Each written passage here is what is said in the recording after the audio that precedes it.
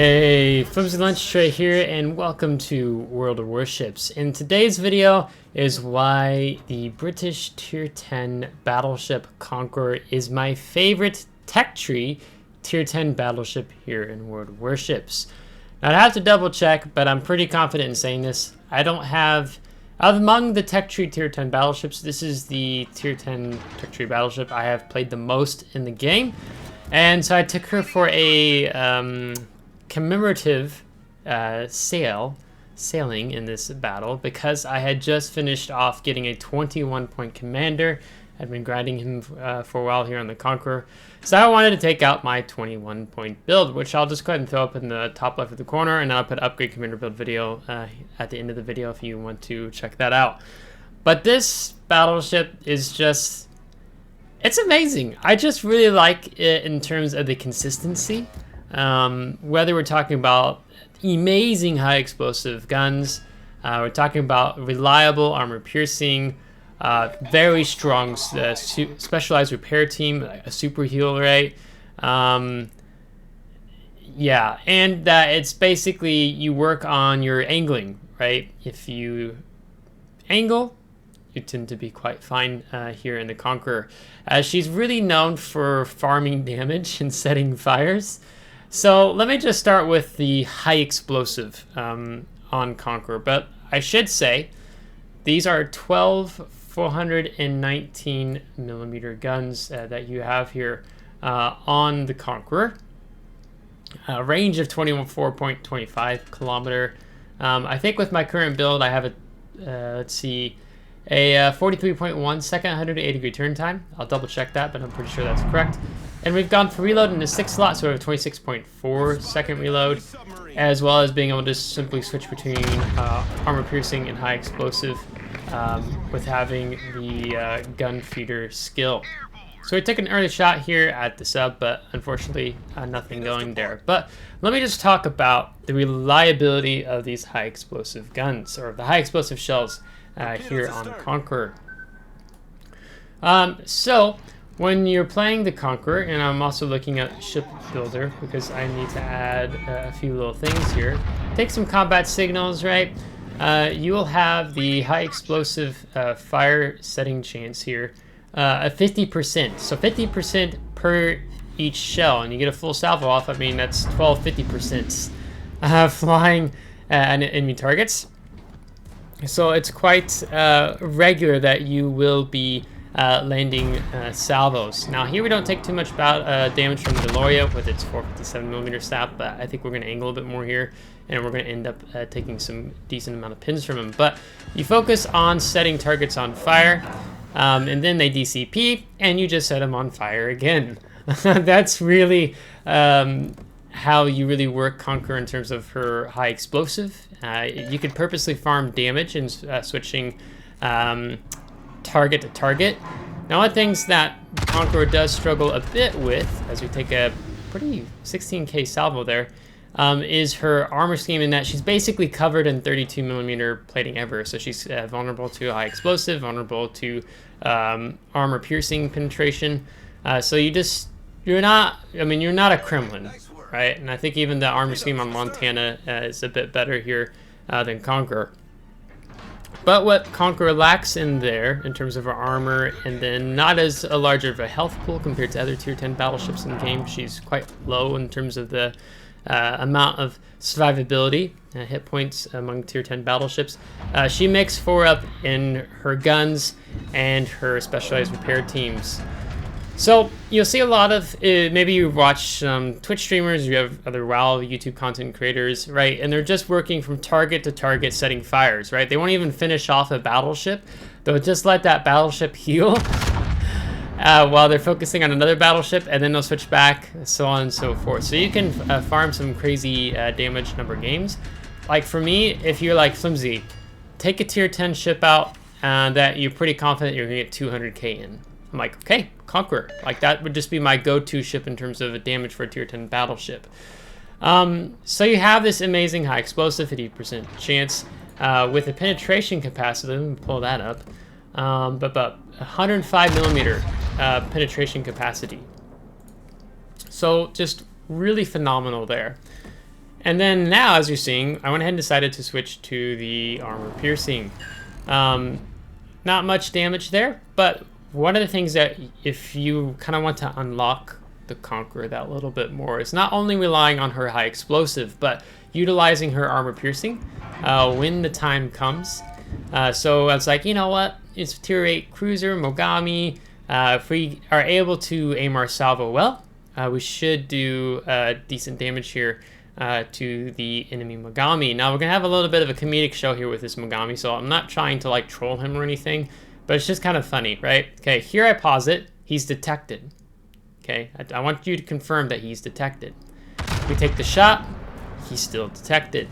And now I want you to confirm that shells are maybe a third of the way there, maybe a half of the way there. He's still detected, and now he's going to go dark. Now we have a little drum roll here.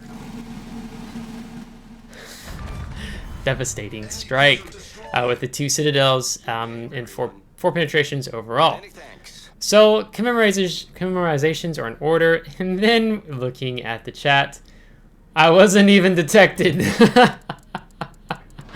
But he was when we shot, right? So I'm about to, but my high explosive is loaded because I want to take some shots, maybe more at the Loria, and we also have this GK. I go back to chat and just saying, you know, when I fired, you were indeed detected. So can't really be angry at that, but it's like just because you go dark doesn't mean that there's still there's no shells still traveling in your general direction. So you can really catch players off guard in utilizing the armor piercing, as it just does big damage numbers. Now the armor piercing, the max damage per shell is 13,000. So you could look at maybe taking something like super heavy AP shells, but I tested it out. I didn't really like it. Far less RNG. Far less RNG. Yep, that's exactly what happened. You got outplayed, but anyhow. But 13,000, right? And then if you took super heavy AP shells as an example, I'm just going to tell you how that would buff the damage. You go up to 13,975 per shell. Okay, but I just have a pretty straightforward standard build here on Conqueror, really building into the survivability, so on and so forth. Now, there's still much to do here in the game, so we're just getting started in terms of the damage. Fishing for a submarine. One of the things that's really nice about Conqueror that I really appreciate is that she has 11 kilometer on her ASW airstrike, meaning that we can reach out there and getting our ASW airstrike off. It's a little frustrating, right, when you're playing those battleships that only have like 5-6 kilometer, but with Conqueror you can reach out and touch the submarines. So for that I am thankful. For me, that's another very nice bonus here on the Conqueror, as we're just going to keep setting more fires. The Loria is going to feed us a lot of damage, as well as we're going to be focusing this GK, as now it's time to set him on fire again. So up to 5 fires, 80,000 damage. Let that salvo fly out. Now let's talk about, as I let my team know that GK DCP, to try to communicate to my team when enemy ships DCP. So we're going to get that fire. And now back to the submarine. So so in a situation where it's like maybe I had, you know, a 5-6 kilometer airstrike, I'm just not going to reach that submarine. So I'm just, again, I really like 11 kilometer. It makes me feel a bit more comfortable playing around subs. And when you do have a sub pushing you, you basically just have to turn and run, as it were. Other thing that we just now went ahead and used was the specialized repair teams. Now I didn't have to use it here. I could have let it go a bit longer before utilizing, but we're also going to get some additional heal because we just took a salvo from the Loria. Because as I push in on the Loria and maybe even on the GK if he still has the health, I want to be able to have my next specialized repair team ready as we hit the sub again, and then our Bilal takes out the UT-501, and we pick off the GK due to fire. So 2 kills now. And the fire damage is ticking. Okay, but what I wanted to say about that specialized repair team, as I pull it up here, is that it heals a considerable amount of damage that you take, right? You take, whether it's fires, we're talking about floods, you can heal back all of that, right? Now, Citadel damage is a bit different, but I mean, you can go to half HP and be able to fully heal back your ship. Again, it depends on it though. We're talking about fire damage, flooding damage, so on and so forth. Loya has DCP, let my team know. No need to be showing a full-on broadside while we're waiting for our guns to reload. So I'm just gonna only fire the forward turrets. Sometimes it's kind of just, I mean, I could play a little bit greedy here and get the rear turrets off as well. But I'm just trying to be a bit mindful here and not being super greedy where we might take some more damage. Now, with the 457 SAP again, we still will take, you know, we'll take the damage still. But now we're gonna go ahead and bring the rear turrets forward. And let Salvo fly. So we've already have one permafire ticking on him since he DCP'd the double fire. And then now, let's see if we set any more fires. Yes, it's 2 more fires. So now we have a triple fire ticking on the Loya. And here you see that sap doing a lot of damage. So that was a really good move of us to heal earlier, as now we've picked up the Witherer. So while Conqueror is really fun to play and now high caliber, it can be really frustrating for an enemy team to have to deal with, just because this is what Conqueror does. And then we set 2 more fires. I think he DCP'd the last set as soon as it came off cooldown. So it's just like not being able to escape the clutches of the fires here on... Oh, I think he actually doesn't have fire prevention. I think I saw 2 fires ticking maybe on the superstructure. So, Arsonist. Another typical thing that you tend to pull off here with the Conqueror. So that is the fun thing. You know, the high explosive is just so reliable with Conqueror. The armor piercing is really reliable. So it's just like when you have a battleship that just has nice and consistent guns, it's quite nice. Now, the downside of these guns is at range, the dispersion really gets wide, and it's just, you know, it's like it becomes more like a shotgun, right? There's pretty wide consistency there. It's not like an Ohio, it's not like Gloria, it's not like a Thunder. The dispersion just really goes out there when you're shooting really far. You know, we're almost shooting close to max range, and that's to be expected, right? But I mean, you could talk about Slava, you know, some battleships just are really good at the sniper role, Shikishima. But Conqueror is not meant to be really accurate at the long ranges. So I really like playing around her concealment, which is 12.3 when you have max conceal. So typically, in the earliest phases of the battle, you kind of waiting to see enemy team. You know, if the enemy team decides to push and you're not ready for it, because of being covered in that 32mm armor everywhere, you can melt really quick and barely hang on maybe by the skin of your teeth with the specialized repair teams. But it's just going to be difficult overall, I would say.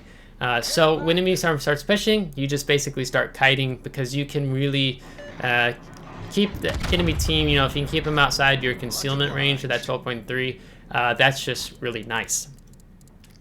Having that been said, the St. Vincent on the team has been doing a really good job. We actually compliment him because he's done quite well for himself. Our team's spotting for us, so we just keep throwing the salvos out at the new tier 8 Russian cruiser. So I think after this salvo, I decided to go ahead and switch back to armor piercing. You know, if he keeps running, it's just removing himself more and more from the battle.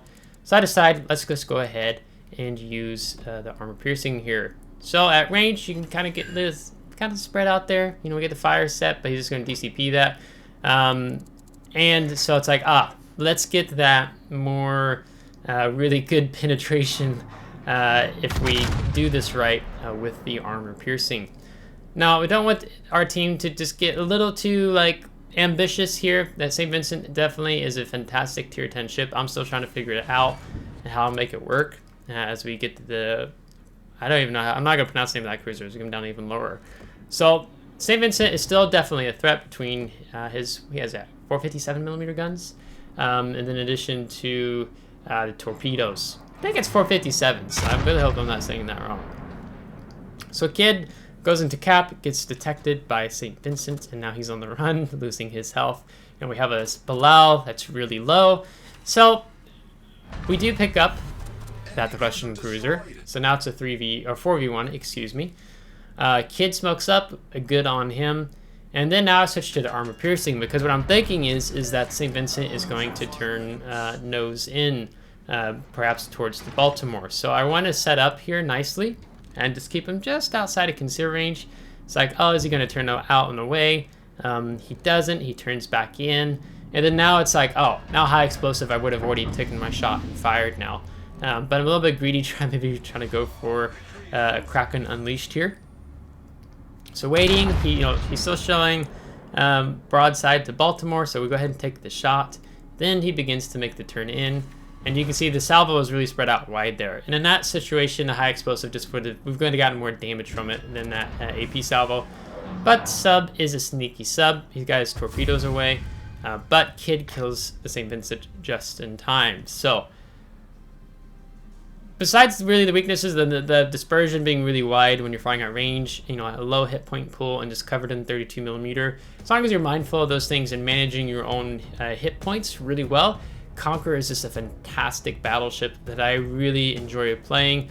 It's really comfortable to play. It's not complicated. It's not a battleship that has all these gimmicks and funny buttons and that type of thing. Like, what you see is what you get, I feel like. And if you understand the power of the high explosive, of course, but also of that armor piercing, you can do some punishing things here with Conqueror here in World of Warships. Now, how do I say it compared to St. Vincent? St. Vincent kind of has this different play style, but I mean, for myself, I prefer Conqueror over St. Vincent. Some of you might think I'm crazy. Very much could be. Damage received 68,000. We could have actually even taken a lot more damage and healed back. Of course, that sap was really wearing us down there from the enemy Lauria, so commemorizations to him, just because we were not making it easy for him as our team was spotting for us and keeping him lit, and then him also continuing to take shots at us rather than maybe perhaps trying to go dark and disengage. But hope you liked today's video and talking about the Tier 10 Conqueror, my favorite tech tree Tier 10 battleship still so far here in World of Warships.